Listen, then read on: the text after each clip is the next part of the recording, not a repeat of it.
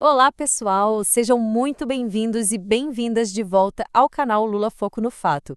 Hoje o nosso tema é quente: anistia para o ex-presidente Jair Bolsonaro. Esse é um assunto que com certeza divide o Brasil, né? E olha, uma nova pesquisa do Datafolha foi a fundo para entender o que a população realmente pensa sobre isso. Os resultados? Eles revelam um país dividido, sim, mas com opiniões muito bem definidas. Vamos mergulhar nesses números juntos.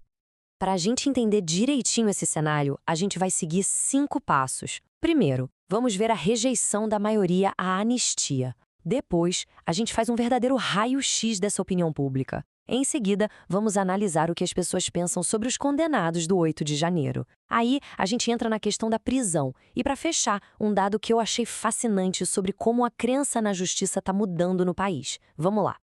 Bom, o nosso ponto de partida é exatamente esse: a anistia para o ex-presidente.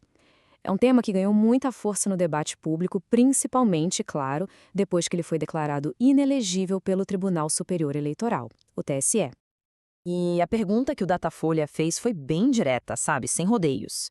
O Congresso deveria ou não aprovar essa anistia? A resposta da população foi bem clara. Olha só esse resultado. A gente vê uma rejeição majoritária. 54% dos brasileiros são contra a anistia. É uma margem de 15 pontos sobre os 39% que apoiam a ideia. E um detalhe importante, o número de indecisos é bem baixo, só 7%. Isso mostra que essa não é uma questão qualquer, né? A sociedade brasileira tem uma opinião bem informada sobre o assunto. Ok, mas vamos mergulhar um pouco mais fundo nesses números. Essa maioria de 54% não é igualzinha em todo o país. A pesquisa do Datafolha permite que a gente veja um verdadeiro raio-x de como as diferentes regiões e os diferentes grupos sociais se posicionam sobre isso.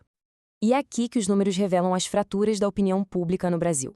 A rejeição à anistia, por exemplo, dispara para 63% no Nordeste, bem acima da média nacional. Já por outro lado, o apoio ao perdão se torna majoritário entre os evangélicos e os mais ricos. E a disputa fica bem acirrada no Sul, mostrando um mapa bem claro das divisões políticas do nosso país. Agora, vamos ampliar um pouco o foco. Porque a discussão sobre anistia não se limita só ao ex-presidente, né? Ela também envolve todas aquelas pessoas que foram condenadas pelos ataques de 8 de janeiro de 2023. Como será que a população vê essa questão? E nesse ponto, a rejeição é ainda mais forte. 61% da população é contra perdoar os condenados pelos ataques em Brasília. Esse é um número que, como a gente vai ver, é bem maior do que a rejeição à anistia para o ex-presidente. Então, o ponto crucial é este aqui, ó, a comparação direta entre os dois números. Ela mostra que, embora a maioria rejeite o perdão para Bolsonaro, essa rejeição fica ainda mais intensa quando se trata de anistiar os executores diretos dos ataques. Isso sugere que a percepção pública faz uma distinção bem clara entre a figura política e os participantes dos atos. Ok, vamos passar agora para outra pergunta-chave da pesquisa, que se conecta diretamente com essa discussão sobre punição. Já que a anistia é rejeitada pela maioria, o que as pessoas pensam sobre a consequência mais severa, a prisão do ex-presidente? Aqui os números mostram uma sociedade dividida, mas com uma tendência clara.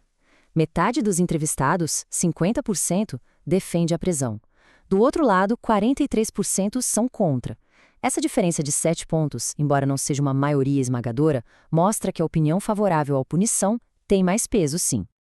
E agora, pessoal, a gente chega no que talvez seja o dado mais revelador de toda a pesquisa. Não se trata mais do que as pessoas querem que aconteça, mas sim do que elas acreditam que vai acontecer. Aquela percepção tradicional de que a justiça não alcança os poderosos parece que está mudando.